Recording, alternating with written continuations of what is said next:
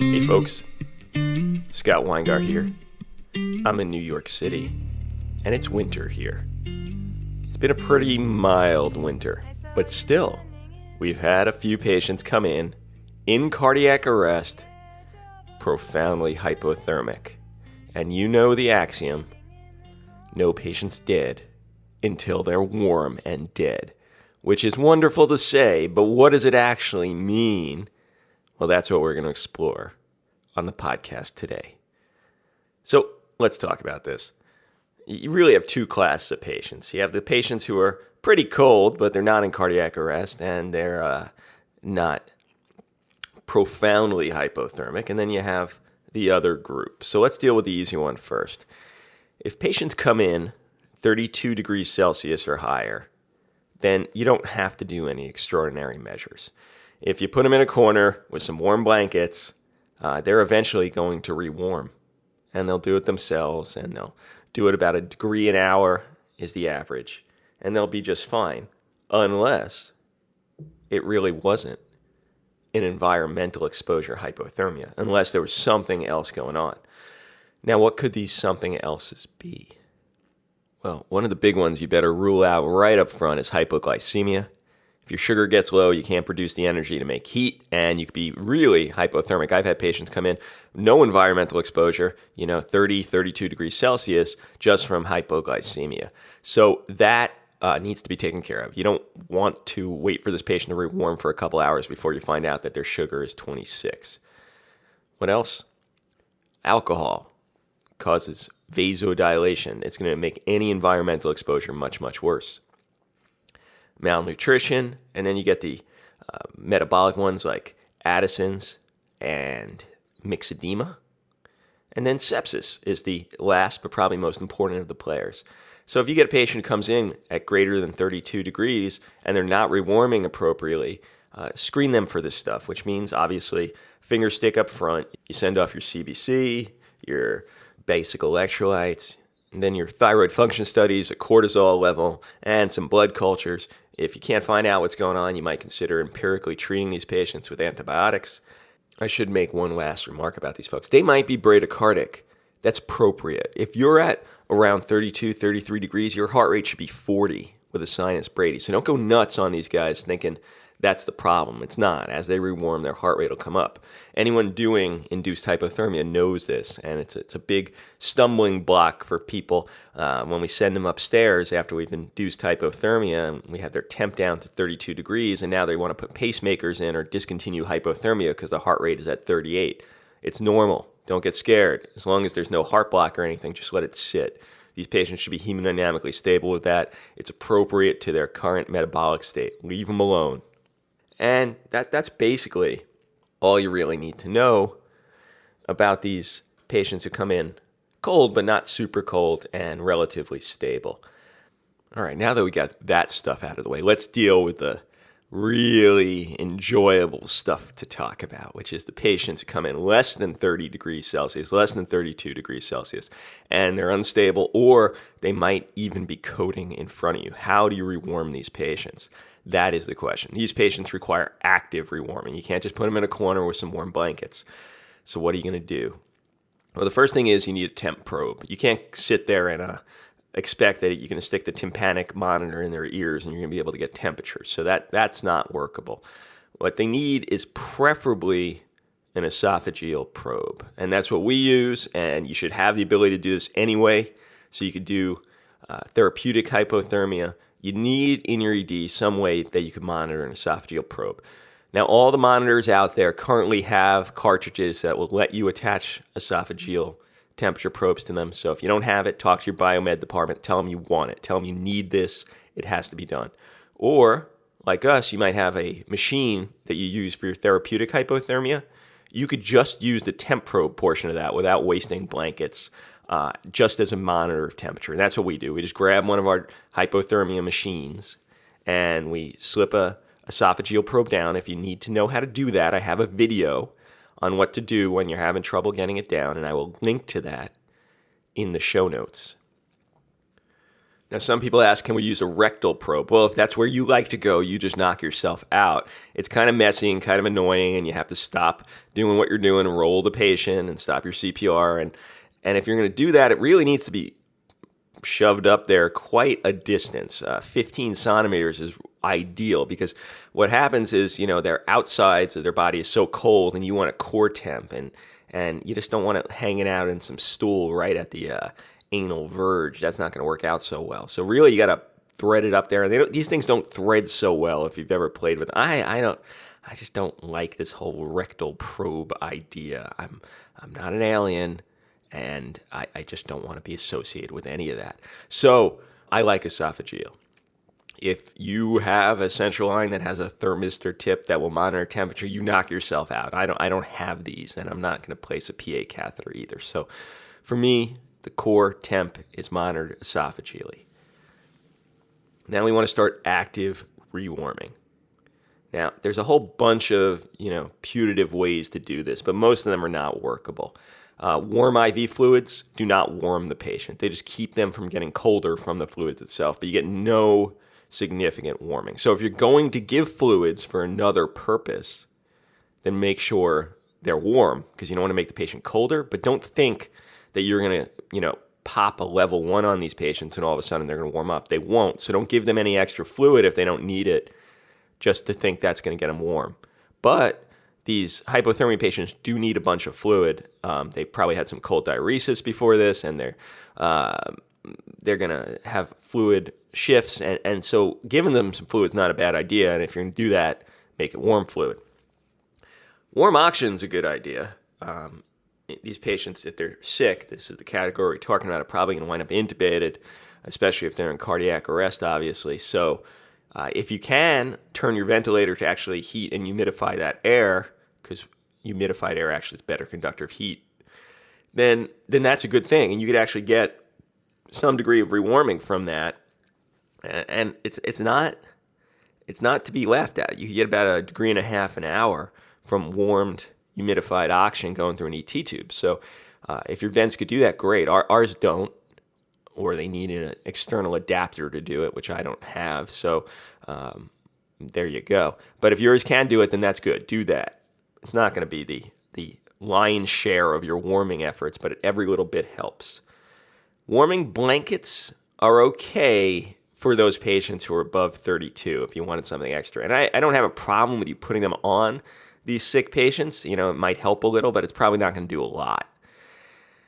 The Arctic Sun type blankets are probably more effective, though I've seen no data on it for the accidental hypothermia patients, but they're expensive, $1,500, $2,000 each. And I'm not sure if you're going to keep taking these on and off to do CPR and other stuff, if that's really a great use of those funds.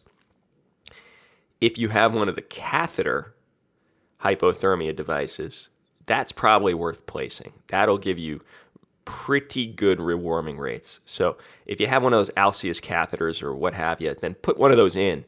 That's probably going to be a good way to go.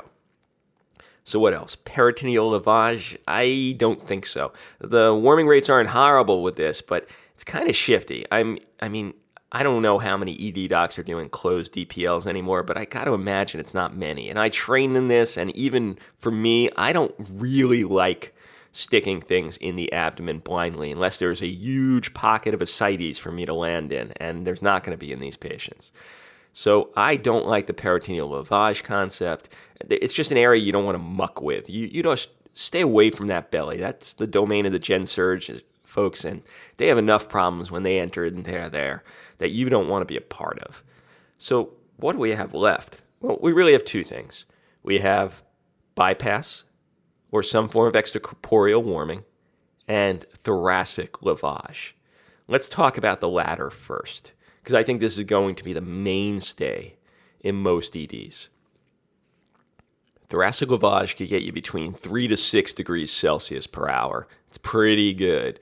And it's probably the technique of choice, but the question is how to make it work. Because, all these books, all these articles talk about, do thoracic lavage. And then when you actually get there with these 2 chest tubes in your hand and you're looking down at the patient, you're like, how the hell do I make this work? Well, here on MCRIT, we're all about translating this stuff to actuality as opposed to potentiality. So let's talk it through. The classic described approach is one anterior chest tube in that third intercostal space, second intercostal space, and another one laterally. I don't like doing anterior chest tubes. I think because of all the stuff I talked about in that needle versus knife show, if you're going in the anterior chest and you don't know what you're doing, you can really muck things up. And I don't see any advantage to it either. So here's what I do. I get there in that standard spot. I'm going to place chest tubes in that fourth or fifth intercostal space, mid-axillary line. And I'm going to plan on putting 2 chest tubes in that area. So for the first one, I go a little bit closer to the anterior axillary line. And for the second one, I go a little bit towards the posterior axillary line. And they're separated by, an inch or two just to keep some separation. But the key is, when you're placing these, is to try to get one to go anterior and up and the other one to go posterior and down. And if it doesn't happen, it'll still work out, but that's the ideal, is you get these chest tubes placed in the same general spot in the chest in terms of entry, but their tips, which is what matters, are placed in opposite directions. And I like 32 French tubes for this, but anything will really work, but I'll explain why I like 32s in just a sec. But the classically described approach in the books is you use a big chest tube, like a 36. But I'll get these 2 32s in there, just like you'd place a standard chest tube. And I'll sew them up to the chest, and now you got to find something that allows an interface between IV tubing and one of your chest tubes, the anterior chest tube. What I found is that the adapter that comes in my Salem sump and G tubes, that actually attaches the suction tubing to the Salem sump, actually is perfect for this. I have pictures of this in the show notes, but to that anterior chest tube, I will place one of these Salem sump adapters and then attach the end of my level 1 to that anterior chest tube. To the posterior chest tube, I just put a Pleurovac. So now you have a system where you could actually use the level 1 to put warmed 40 degrees Celsius fluid through the anterior chest tube. It's going to flow around the chest and come out the posterior chest tube.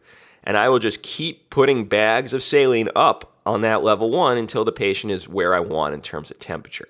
So that's how to make this happen. 2 chest tubes to the anterior one, the adapter of a Salem sump. This might not work with your Salem sump, so you have to find something that will wedge into your size chest tube and then fit perfectly into the end of an IV line from a level 1 device. So I found mine, you got to find yours. Posterior chest tube goes to a Pleurovac. Now, which side of the chest? I go left in a patient in cardiac arrest because I want the heart bathed with maximal warm saline, because that's what I need to heat up in order to get the patient to convert to a perfusing rhythm. So I go left chest, 2 chest tubes, one anterior, one posterior, level 1 hooked up, and continuous bathing with warm saline. In a patient with a pulse, you're probably better off going in the right chest because you don't want to accidentally jab your chest tube up against the heart and possibly precipitate a dysrhythmia. In a cardiac arrest in actuality, if they're not rewarming quickly, I put them on both sides. So we actually have 4 chest tubes in, 2 level 1 devices, and continuous bathing of both sides of the chest. And for that, you might even get around 6 degrees Celsius with those chest tubes. All right. Let's say you have the ability to do extracorporeal warming. In a patient in cardiac arrest, it's probably a good way to go because if you get them on bypass, you don't have to do continuous CPR, which you would have to do otherwise. I don't have bypass. If you're Joe Bledsoe out in San Diego, then you could just do it yourself. We can't do that. Is there any other options? There are.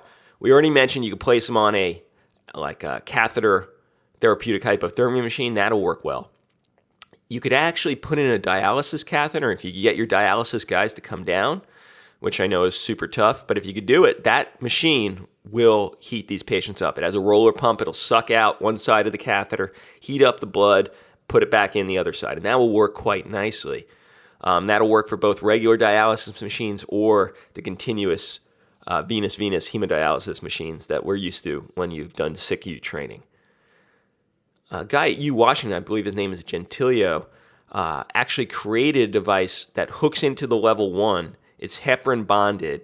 It'll go from an A line, suck out the arterial blood, run it through the level 1, which is a countercurrent heat exchanger, and send it back into a venous catheter. So all you'd have to do is place 2 cortices, and hook it up to this level 1 tubing, and you'd have continuous arterial venous rewarming. And so this is pretty cool. One of our attendings at Shock Trauma used to keep one of these in his office, but I've never seen it anywhere else. I know Level 1 was making this purpose-made for a while. I've gone to their site. I can't find this anymore. They might have stopped manufacturing it. But this was a cool way of being able to essentially have a arteriovenous rewarming circuit with just the devices you have in your ED. Now, here's the big question, and I haven't found a good answer to this yet, is when to stop. When is a patient warm and dead?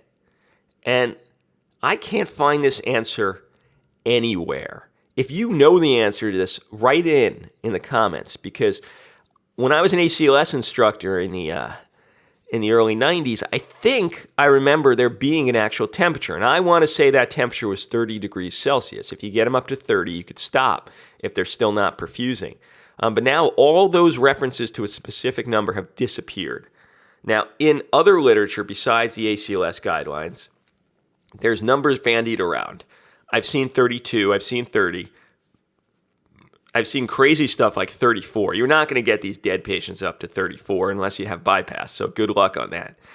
For me, I'm shooting for 30. That's my number, unless one of you has a better reference to send me another way. If you get them up to 30 and they're still not perfusing, then I say you could call the code. Maybe that number's 32. I don't know. Some of you have to find this out and help us. But 30 to 32, if they're still not perfusing, you call the code. What are we going to talk about last? There's some little changes in what you do in terms of ACLS for these patients who are in cardiac arrest. If they come in VFib and they're below 30 degrees Celsius, you should probably take one chance at shocking them and then not do it anymore, even if they stay in VFib. Keep warming them until they get to 30, and only then try additional defibrillation attempts. Because if you keep shocking these guys, it actually probably is going to make things worse. Just do good CPR, do your bilateral thoracic lavage or your extracorporeal warming until they hit 30, and then usually if you give them one like counter shock, or I should say defibrillation at that point, boom, they're back in a perfusing rhythm. So that's the electricity stuff. There's also drug alterations. I give these guys one hit of epinephrine when they first get there with the profound hypothermia code, and then nothing more again until they hit around 30, 32 degrees and they could actually metabolize this stuff. So I give them one shot of epi and I call it a day on drugs until I get them up to temp. So that's the way I play these guys. Let's say you had them with severe hypothermia, 26, 28 degrees, but for some reason they're still in a perfusing rhythm. I would do everything the same, except for these guys, I'd put on some warming blankets with my hypothermia machine. I'd do a right-sided thoracic lavage, and I'd do really gentle care on these guys. If you jostle them all around too much, that perfusing rhythm might easily go to ventricular fibrillation. So you just want to very gently, calmly get these guys up to above 30, 32, and then they're probably going to be safe, and then they could just continue rewarming without you having to worry too much. Now, I told you that you shouldn't worry about bradycardia on these patients, but what if they're in heart block and they're profoundly cold? Can you place a pacing wire? And there's a lot of debate about this because the fear is always you're going to precipitate VFib. One article that I put in the show notes from Academic Emergency Medicine says that it is safe if you need to do it, but I would be very careful not to smack that wire against the heart walls any more than you need to make this work. So let's sum it all up. If they're greater than 32, screen them for predisposing conditions, stick them in a corner, put on some warming blankets or just some normal blankets, let them breathe some heated oxygen if you have it, and they'll rewarm unless something else is going on like bad sepsis, in which case treat that. If they're less than 32 without cardiac arrest, I like right-sided thoracic lavage or some form of extracorporeal warming if you have it, and it's easy to do, but I wouldn't place these patients on bypass, obviously, if they have a perfusing rhythm. But if you get a dialysis catheter in there and bring the HD folks down, that'll be a nice way to go. But chances are, if they have a perfusing rhythm and you do that thoracic lavage or even just your hypothermia machine blankets or catheter, they'll rewarm nicely. The tough situation is when they're in cardiac arrest. What do? I do bilateral thoracic lavage, 2 level 1s, 4 chest tubes, using the adapter system I jury-rigged. Get them warm. If you have the ability to do bypass, this is a good patient for that. and keep going until you get 30, 32 degrees. If they're still without a perfusing rhythm and they're not in something that's shockable like VFib, it might be time to call it a day, though I have no precise references for those numbers anymore. All right, I think we've talked enough about accidental hypothermia. I'll just finish up by putting a plug in. Mac Moyetti, who you might remember from the K-Exolate rant, wrote in. They're doing a course at the University of Maryland for life-saving procedures. It's a cadaver lab. I've never taken this course, but I know the people doing it, and they're amazing. So I'm going to put the flyer for that in the show notes. If you're around the Maryland area in April and you want a lab to find how to do those life-saving procedures you might remember from residency but haven't done since, check it out. Mac Moyetti wrote me. He's a fantastic guy. And let me give you the actual dates on this. April 17th, 2012 at the University of Maryland. If you are available, go check it out. The information is in the show notes. So this is Scott Weingart for the MCrit podcast saying stay warm.